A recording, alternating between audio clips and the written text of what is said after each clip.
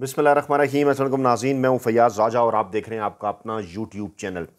दोस्तों, वफाकी हुकूमत इस्लामाबाद से ख़ास तौर पर सुप्रीम कोर्ट ऑफ पाकिस्तान और इस्लामाबाद हाई कोर्ट से आने वाली कुछ पॉजिटिव वाइब्स ने, ऐसी पॉजिटिव वाइब्स जो कि पाकिस्तान तहरीक इंसाफ के हवाले से हैं, उन्होंने पाकिस्तानी इस्टेब्लिशमेंट को चौंका दिया है। और इस वक्त इस्लामाबाद के बाखबर हलकों की जानिब से ये दावा किया जा रहा है कि आइंदा आने वाले चंद दिनों में सुप्रीम कोर्ट ऑफ पाकिस्तान के 7 जजेस के अहम तरीन फैसले के नतीजे में पाकिस्तान तहरीक इंसाफ 172 नशस्तों तक जा पहुंच सकती है। और ऐसे ही हालात में पाकिस्तान तहरीक इंसाफ ने फ्रंट फुट के ऊपर भी खेलना शुरू कर दिया और इस्लामाबाद हाई कोर्ट से भी आने वाली कुछ वाइब्स इंतहाई पॉजिटिव, खास तौर पे ऑडियो लीक्स के हवाले से। आज कम बेश 13 में से 7 जज साहिबान वाज़े तौर पर मखसूस नशस्तों के केस के अंदर एक लाइन ले रहे थे आइन और कानून की, जो ये वाज़े करती थी कि ये नशस्तें पाकिस्तान तहरीक इंसाफ का सुन्नी इत्तेहाद कौंसल का ही हक है। दूसरी जानिब मुसलसल मुस्लिम लीग नवाज की विकटें गिरने का सिलसिला जारी। मोहम्मद ज़ुबैर के बाद आज एक और अहम तरीन बड़ी शख्सियत मुस्लिम लीग नवाज को छोड़ गई, उसकी तफसीलात भी जनाब रखेंगे आपके सामने। और शहबाज शरीफ की जानिब से और इसहाक डार की जानिब से दो बड़े एतराफ़ जो ये बता रहे हैं कि जनाब दाल में कुछ काला है, मामलात चेंज होने जा रहे हैं। और एक पहली खबर जनाब के शहबाज शरीफ साहब ने ये बात तस्लीम कर ली है कि ये IMF का बजट है। IMF के कहने के ऊपर उन्होंने ये सारा बजट तरतीब दिया और इसके अलावा उनके पास कोई ऑप्शन नहीं था। ये एक बहुत बड़ा एतराफ़ है। इसे छोटी खबर इसलिए नहीं समझा जाना चाहिए कि इमरान खान की हुकूमत गिराए जाने के बाद मुसलसल इस PDM हुकूमत का ये दावा था, ये जो चुंतखब हुकूमत है इसका ये दावा था कि जनाब हम तो IMF से जान छुड़ाने के लिए आए, पाकिस्तान डिफ़ॉल्ट कर रहा था, हम पहले भी जान छुड़ा रहे थे, पाकिस्तान की इकानमी को पता नहीं क्या कुछ हमने कर डाला। लेकिन ऐसे माहौल के अंदर इस बात का बड़ा एतराफ़, जिसमें टैक्सेस की भरमार सिर्फ एक हफ्ता बाद आप देखिएगा 1 जुलाई 2024 से जब बाकायदा तौर पर पाकिस्तानी अवाम को ये बजट समझ आना शुरू होगा पूरे मुल्क के अंदर, तो फिर आप देखेंगे कि किस तरह से पेट्रोल, बिजली, गैस की कीमतों में तो इजाफा होगा ही। आम जो ज़रूरत की अशिया हैं, आटा, दाल, चावल, इसके साथ साथ ख़ास तौर पर दूध की कीमतें वो आसमान से बातें करती हुई नजर आएंगी। दूसरी बड़ी खबर इसहाक डार का अहम तरीन एतराफ़ के चीन जो है वो पाकिस्तान के अंदर सियासी वाइब्स का, सियासी माहौल का जायज़ा लेने आया था। वो देखना चाह रहा था कि पाकिस्तान के अंदर इस वक्त सियासी माहौल क्या है। यकीनी तौर पर चीन ने यह जायज़ा ले लिया है। इसके बाद अगले क्या मामलात होने जा रहे हैं ये भी बहुत जल्द चीज़ें सामने आ जाएंगी। पाकिस्तान तहरीक इंसाफ के फ्रंट फुट पर खेलने के हवाले से दो खबरें बड़ी इंपॉर्टेंट है। एक बड़ी खबर जो किसी भी टीवी चैनल के ऊपर रिपोर्ट नहीं की जा रही, वो जनाब ये है कि 172 अरकान कौमी असम्बली फार्म 45 के मुताबिक, जिनके पास तस्दीक शुदा फार्म 45 हैं, आज जनाब वो पार्लियामेंट पहुंच गए। जी हाँ, कौमी असम्बली वो पहुंच गए। वहाँ बाकायदा तौर पर उन्होंने इजलास के अंदर शिरकत की। उसके बाद कौमी असम्बली से लेकर इलेक्शन कमीशन तक उन्होंने पुरअमन एहतजाज किया और अंदर बाहर दोनों जगह, पार्लियामान के अंदर भी, पार्लियामान से बाहर भी, रोज़ाना की बुनियाद पर एहतजाज करने के हवाले से भी तजवीज़ आई। लेकिन यह कहा जा रहा है कि अगर रोज़ाना ना भी कहा गया, जो है वो ना भी किया गया, तो वीकली एहतजाज एक इस हवाले से जो है वो किया जा सकता है। ये भी एक बड़ी डेवलपमेंट है। किसी जगह पाकिस्तान का जो रवायती मेन स्ट्रीम मीडिया है, टीवी चैनल और अखबारात, वो रिपोर्ट नहीं कर रहे।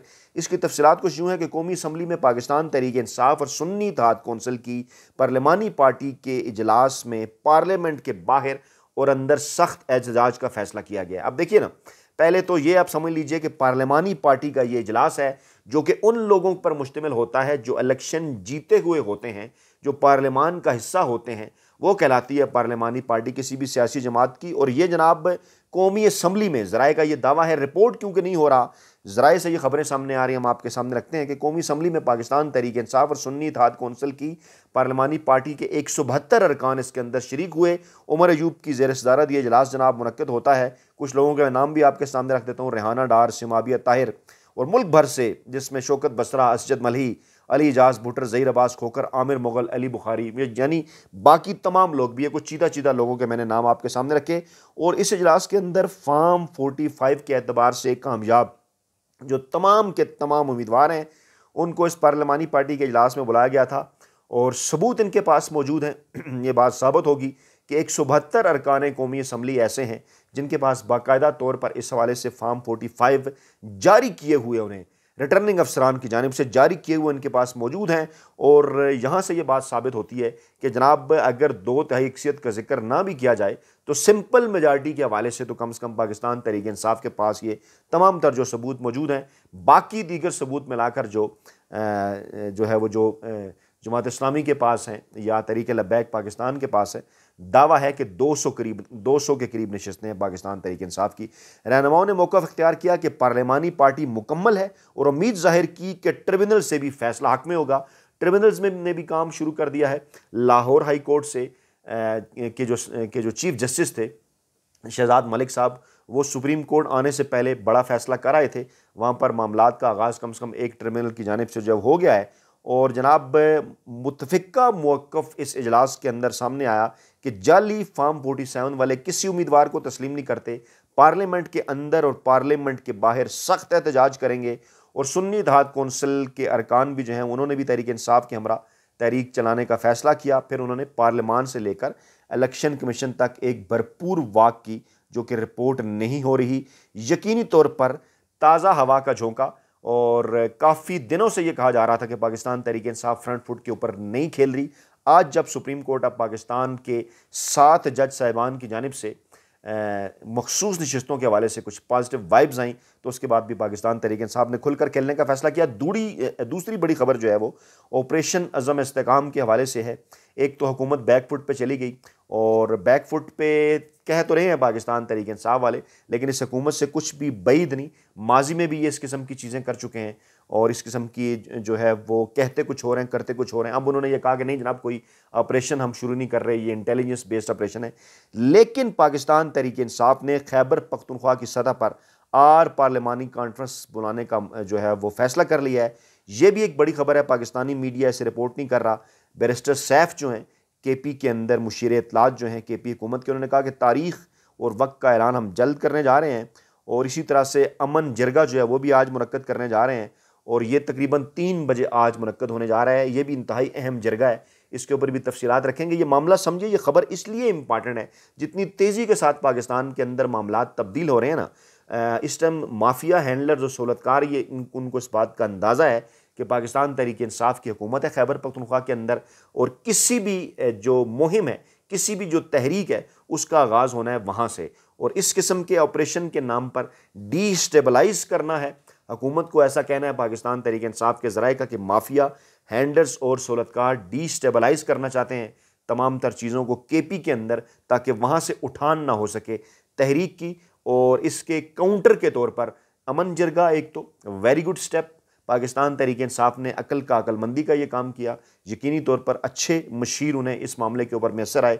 दूसरी बड़ी चीज़, जी हाँ, ऑल पार्टीज़ कॉन्फ्रेंस, जिसमें जो है वो तमाम जो पॉलिटिकल पार्टीज़ हैं बड़ी खैबर पख्तूनख्वा की, जिसमें चाहे मौलाना फजल रहमान साहब की JUI है या फिर अवामी नेशनल पार्टी है, यानी पीपल्स पार्टी भी कुछ ना कुछ है KPK के अंदर, कोई 1% नून लीग भी, लेकिन वो क्योंकि हुकूमत का हिस्सा है तो वो तो ऑपरेशन की हमायत ही कर रहे हैं। लेकिन दीगर जितनी भी सियासी जमातें जो असल स्टेक होल्डर्स हैं वहाँ के, जिसमें और ये भी इत्तलात हैं कि इसी तरह से पख्तूनख्वा मिली अवामी पार्टी बलूचिस्तान की जो बड़ी पार्टी है महमूद खान अकज़ई, उनको भी, जमात इस्लामी जो बड़ी सियासी जमात है KPKP, उनको भी दावत दी जाएगी। यानी ये तमाम तर सियासी जमातों का platform all party conference Khyber Pakhtunkhwa की सतह के ऊपर होगा, और जो अवाम के सामने यह मामला रखेगा कि किस तरह से अवाम को, किस तरह से पार्लियामान को, किस तरह से वहाँ की हुकूमत को एतमाद में लिए बगैर जो है क्या कोई इस तरह का ऑपरेशन शुरू किया जा सकता है या नहीं। दूसरा, बाबर सत्तार साहब मुसलसल सरप्राइज, इससे पहले कि आपको सुप्रीम कोर्ट में लेके चलूँ, बाबर सत्तार साहब मुसलसल बड़े सरप्राइज दे रहे हैं, और आज उन्होंने साफ इनकार कर दिया है पाकिस्तानी खुफिया एजेंसी ISI को। एक उनसे दरख्वास्त की गई थी बाबर सत्तार साहब से कि चैम्बर के अंदर आप ये मामला सुन लें, फ़ोन टेपिंग का ये मामला है, और दरख्वास्त है जनाब ये ऑडियो लीक्स के ख़िलाफ़ ये नजमुस साकिब साहब की और बुशरा बीबी की। और ये दरख्वास्त बड़ी इंपॉर्टेंट है क्योंकि इस किस्म की कुछ रिलीज़ की गई थी। ये देखिए जनाब, बुशरा बीबी बात कर रही हैं, या नजमुस जो है वो साकिब नसार साहब के साहबजादे बात कर रहे हैं, और एक माहौल इमरान खान की हुकूमत गिराते वक्त उनके खिलाफ जो है वो बनाया गया था। लेकिन इसके अंदर अब जस्टिस बाबर सत्तार साहब इंतहाई टफ टाइम दे रहे हैं। जस्टिस बाबर सत्तार ने कहा कि किस कानून के तहत आपने ये फैसला किया कि आप डेटा हासिल कर सकते हैं, और वारंट के बगैर लाइव लोकेशन किसी की कैसे शेयर की जा सकती है, किस कानून के तहत हुकूमत ने यह फैसला किया है, और एक सेक्शन ऑफिसर की जानिब से SOP जारी कर दिया गया आप डेटा हासिल कर सकते हैं। उन्होंने कहा कि फ़ोन टेपिंग के मुतालिक तो आपने बताया नहीं, जो चीज़ें बताई हैं ये उनमें आता ही नहीं है, इस दस्तावेज़ात की कानूनी हैसियत भी देखनी है, PTA का मैकेनिज़्म क्या है वो भी देखना है, और किसी किस्म के कोई फ़ोन के हवाले से उनके पास कोई टेपिंग के कोई इख्तियारात नहीं है। एडिशनल अटार्नी जनरल डेफिनेटली जो पाकिस्तानी खुफिया एजेंसी की तरफ से ही पेश हुए हैं, उन्होंने इस्तदा की कि इस केस की समाअत इन चैम्बर कर लें। उन्होंने कहा जनाब इन चैम्बर समाअत से क्या तल्लक है, यहाँ जजेस के फ़ोन भी टेप हो रहे हैं, आपने ये बात भी सुन ली है, और ये कोई नेशनल सिक्योरिटी का मसला नहीं है कि मैं इस मामलात को इन चैम्बर ले जाऊँ। आप ये नहीं कह सकते कि कानून बना हुआ है या नहीं। जिस पर उन्होंने कहा जी कि चैम्बर में समाअत रख लें, उन्होंने कहा जनाब कोई चैम्बर में समाअत नहीं होगी, मैं आपसे दहशतगर्दों से मुतल्लिक पूछ रहा हूँ, सिर्फ कानून का क्या मैं आपसे दहशतगर्दों का पूछ रहा हूँ, वो तो मैंने नहीं पूछा, सिर्फ कानून का मैं आपसे पूछ रहा हूँ। और क्या आप ये कह रहे हैं कि जजेस के चैम्बर हों या वज़ीर-ए-आज़म हाउस हो, उनकी टेपिंग जो है वो दुश्मन एजेंसीज करती हैं? और फिर एडिशनल अटॉर्नी जनरल से फरमाते हैं कि नहीं ऐसा नहीं है। फिर उन्होंने कहा मैं आपकी इन चैम्बर दरख्वास्त को मुस्तरद करता हूँ, मैंने कोई नेशनल सीक्रेट आपसे नहीं पूछा, और आप मुझे उम्मीद है कि आप चैम्बर समाअत का जो मजाक है वो शुरू नहीं करेंगे। तमाम तर मामलात जो हैं वो सामने लेकर आएँ, आप रिकॉर्ड के ऊपर लेकर आएँ। और 27 अप्रैल को ये इमरान खान की अहलिया बुशरा बीबी और इसी तरह से साकिब निसार साहब के साहबजादे नजम साकिब, उनकी ये दरख्वास्त थी, और उस पर समाअत के दौरान 4 महकमे जिसमें ISI भी थी, IB भी थी, उन्होंने जस्टिस बाबर सत्तार से ऑडियो लीक से अलहदा होने की जो दरख्वास्त की थी, लेकिन वो जनाब अब इसके ऊपर बिल्कुल अलहदा नहीं हो रहे। 29 अप्रैल 2023 से जनाब ये केस चल रहा है, क्योंकि मामला था कि नजम साकिब साहब जो है वो PTI के किसी टिकट होल्डर से बात कर रहे हैं, जो कि सफ़ेद झूठ था, उनसे पूछा जा रहा था कि क्या करें। मतलब इस किस्म का मामलात जानबूझकर इमरान खान की हुकूमत के ख़िलाफ़ इन्होंने किए थे।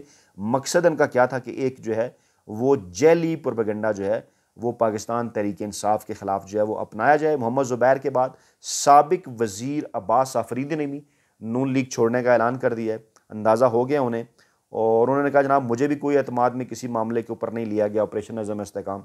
इससे पहले मोहम्मद ज़ुबैर साहब ने भी जो है वो छोड़ दी थी ये जनाब जमात। और ये जो मामला है ना अपना सुप्रीम कोर्ट के अंदर मखसूस नशिस्तों का, इसके ऊपर ये चीज़ तो वाज़ेह हो गई है, जजेस का इसके ऊपर एक इत्तफ़ाक़ राय जो है वो नज़र आ रहा है कि मखसूस नशिस्तें मतनासिब नुमाइंदगी के असूल से हटकर तो दी जा नहीं सकती। अब मतनासिब नुमाइंदगी किस सियासी जमात को कितनी मिली उसके मुताबिक ये दिया जा सकता है। 13 रुकनी ये बेंच, और इसके ऊपर दौरान समाअत जस्टिस मुनीब अख्तर ने सवाल किया फैसल सिद्दीकी जो वकील हैं सुन्नी इत्तेहाद कौंसिल के, उनसे कि क्या कागजात नामजदगी के साथ पार्टी टिकट जमा कराया गया था। फैसल सिद्दीकी ने बताया कि पार्टी सर्टिफिकेट जमा कराने से हामिद रज़ा को रोका जा रहा था, और इलेक्शन कमीशन ने ज़बरदस्ती आज़ाद उम्मीदवार का निशान अलाट किया, लिखा भी हुआ था। अच्छा, उसके बाद फिर सुन्नी इत्तेहाद कौंसिल के तौर पर भी साहबजादा हामिद रज़ा साहब ने जो है वो अपने इंतखाबी निशान जो है वो अपने कागजात जमा कराए थे, और वो पेश कर दिए कि समाअत के दौरान चीफ जस्टिस ने हिदायत की कि कापियाँ कराकर तमाम जजेस को दें। और मौसूफ जो मखदूम अली ख़ान साहब थे, वो जो जिन अरकान को नाजायज़ तौर पर मुंतखब किया गया पीपल्स पार्टी के नून लीग के, उनके ये वकील हैं, उन्होंने कहा जनाब हमने तो इलेक्शन एक्ट के तहत सब कुछ किया। मतलब कोई उनके पास किसी किस्म के कोई दलाइल उनके पास जो है वो मौजूद नहीं थे। और जस्टिस मुनीब ने जब ये पूछा कि ख़ुद को कागजात नामज़दगी में PTI का बताने वालों को इलेक्शन कमीशन ने आज़ाद उम्मीदवार कैसे कहा, तो कोई जवाब नहीं था। इलेक्शन कमीशन ने कैसे अखज़ कर लिया कि ये उम्मीदवार तहरीक इंसाफ के नहीं है बल्कि आज़ाद हैं। जस्टिस मंसूर ने भी कहा कि अहम सवाल ये है कि इलेक्शन कमीशन ने किस बुनियाद पर सियासी जमातों के उम्मीदवारों को आज़ाद करार दिया। जस्टिस हसन अजहर ने कहा कि क्या किसी उम्मीदवार ने कागजात नामज़दगी के बाद कहा कि मैं वापस ले रहा हूँ कागजात। जस्टिस अतर नडला ने कहा कि इलेक्शन कमीशन ने उम्मीदवारों के आज़ाद होने का फैसला कर दिया, और इसके बाद उनके पास कोई चॉइस बाकी नहीं रही, और इलेक्शन कमीशन का उम्मीदवारों के कागजात नामज़दगी ना मानना और आज़ाद जाहिर करना ही असल तनाज़ा है। और अगर हामिद रज़ा सुन्नी इत्तेहाद कौंसिल के उम्मीदवार साबित हो गए तो मामला मुख्तलिफ हो जाएगा। ये एक बड़े रिमार्क्स हैं, बड़ी डेवलपमेंट है, क्योंकि हामिद रज़ा सुन्नी इत्तेहाद कौंसिल के थे उम्मीदवार, कागजात उन्होंने जमा करा रखे थे। अगर अब ये साबित हो जाती है बात तो डेफिनेटली फिर पार्लिमानी जमात बन जाएगी सुन्नी इत्तेहाद कौंसिल, और तमाम की तमाम नशिस्तें जनाब उन्हें मिलेंगी। जस्टिस आयशा मलिक ने भी कहा कि सुन्नी इत्तेहाद कौंसिल अपना केस हारे या जीते, दूसरी जमातों का मामला है कि उनको ये नशिस्तें कैसे मिल सकती हैं। जनाब मखसूस नशिस्तें मतनासिब नुमाइंदगी के असूल से हटकर तो दी नहीं जा सकती। इजाफी नशिस्तें लेने वाले जनाब ये बताएं कि वो किस कानून के तहत, उनका क्या मौक़िफ़ है, वो किस कानून के तहत ये नशिस्तें ले रही हैं, ज़रा हमें ये फार्मूला समझाएं। अच्छा, अतर मिनुल्लाह साहब दबंग अंदाज में बात कर रहे हैं। चीफ जस्टिस के रिमार्क्स पर वो बोले कि आज भी कोई आइन पर अमल नहीं हो रहा, अदालतें इस तरह से ये तासुर जा रहा है कि आपस में मिली हुई हैं, सबसे ये तासुर नहीं जाना चाहिए। बतौर सुप्रीम कोर्ट हमने अपने सर रेत में दबा लिए हैं और जनाब इस तरह बिहेव कर रहे हैं जैसे हम माजी की बात कर रहे हैं, और हमें ये कह देना चाहिए कि बस बहुत हो चुका। आइन की खिलाफ वर्जी पर हम आँखें बंद नहीं करते, जिस पर फिर चीफ जस्टिस साहब बोले कि सबको गलतियाँ तस्लीम करनी चाहिए। खैर, नज़र आ रहा है ये तमाम तर माहौल के काजी फैज़ ईसा साहब के लिए जो मैदान है वो गर्म होना शुरू हो गया है। जजेस खड़े हो गए डट के, और ज़रा यही दावा कर रहे हैं कि मामलात पहले मखसूस नशिस्तों से शुरू होंगे और उसके बाद फिर मामलात 172 नशिस्तों की जानिब बढ़ेंगे। Form 45, form 47। अच्छी खबरें आने के दिन है पाकिस्तान तहरीक इंसाफ के लिए। कमेंट बॉक्स के अंदर अपनी राय ज़रूर दीजिएगा। अपना बहुत ख्याल रखिएगा, दुआ में याद रखिएगा। नई वीडियो के साथ जल्द हाजिर होंगे। अल्लाह ने के बाद।